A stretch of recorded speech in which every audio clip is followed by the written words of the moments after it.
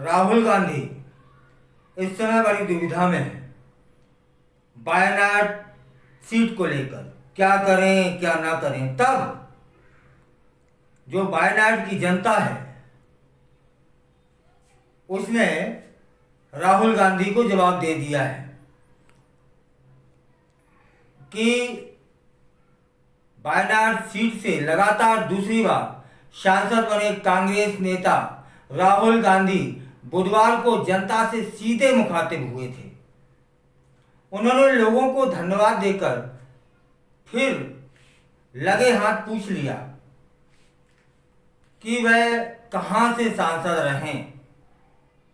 राहुल गांधी का कहना था कि मैं दुविधा में हूं, क्या करूं, किसे चुनूं, किसे ना चुनूं, रायबरेली या वायनाड। इस बीच भीड़ ने जवाब दिया कि वायनाड को चुनिए। उसके बाद राहुल गांधी ने कहा, मैं आपसे कहना चाहता हूं कि मेरे फैसले से वायनाड और रायबरेली दोनों खुश हों। मैं वादा करता हूं सभी तरह के जो समर्थन के लिए आप सभी का धन्यवाद करता हूं। जल्द ही आपसे फिर से मिलने आऊंगा। दरअसल राहुल गांधी इस बार भी आम चुनाव में 2 सीटों से चुनाव लड़े थे। उन्होंने वायनाड और रायबरेली सीट दोनों ही उन पर जीत दर्ज की थी। राहुल गांधी इससे पहले 2019 में वायनाड और यूपी की अमेठी सीट से चुनाव लड़े थे।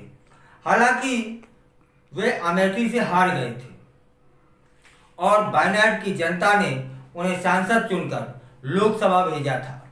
इस बार भी 2 सीटों पर चुनाव लड़े और दोनों पर जीत हासिल की। नियमों के मुताबिक राहुल गांधी को एक सीट से ही सांसद रह सकते हैं।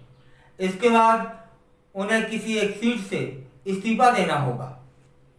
कांग्रेस और राहुल गांधी के सामने संकट है कि एक सीट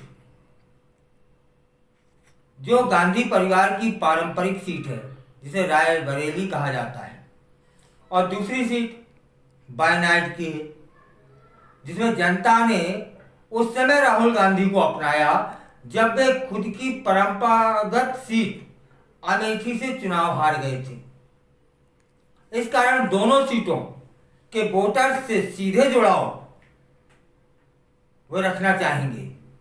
फिलहाल राहुल गांधी जिस सीट से इस्तीफा देते हैं वहां उपचुनाव होना तय है। कांग्रेस का अवसर रहेगा कि वहां अपने उम्मीदवार को उतारकर जिताने की कोशिश करे। वायनाड पहुंचकर राहुल गांधी ने कहा, चुनाव में नफरत को प्यार से हराया गया है, विनम्रता से अहंकार पराजित हुआ है।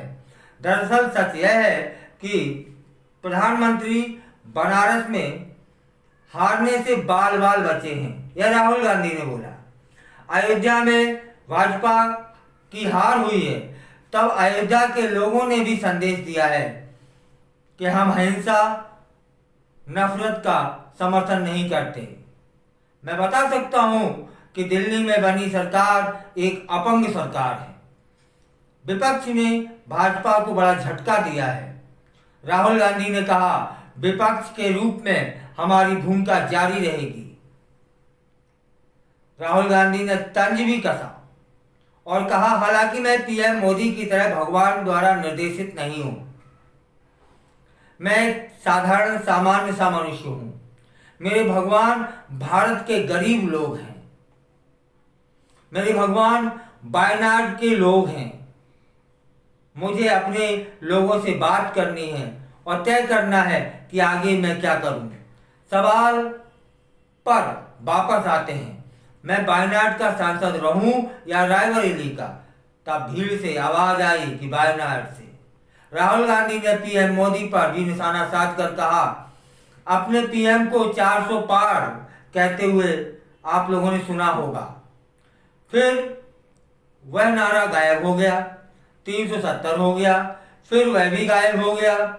बाद में पीएम मोदी ने कहा, मुझे परमात्मा ने धरती पर भेजा है। मोदी जी के पास एक अजीब परमात्मा है।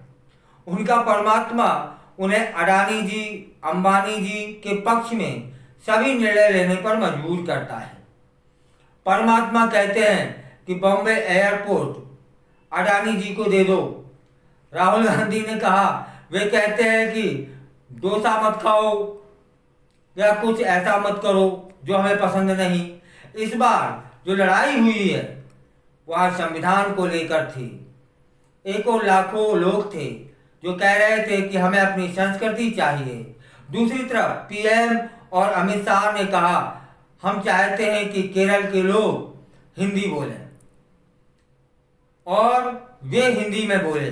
हम नहीं चाहते कि तमिल लोग तमिल में बात ना करें।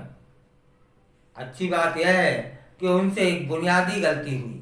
उन्होंने सोचा कि हमारे पास राजनीतिक शक्ति है, हमारे पास ईडी सीबीआई है, वे लोग हम पर हुक्म चला सकते हैं।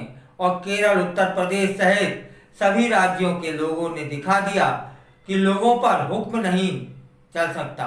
भारत की जनता उन्हें यह भी बता दिया कि संविधान हमारी आवाज़ है।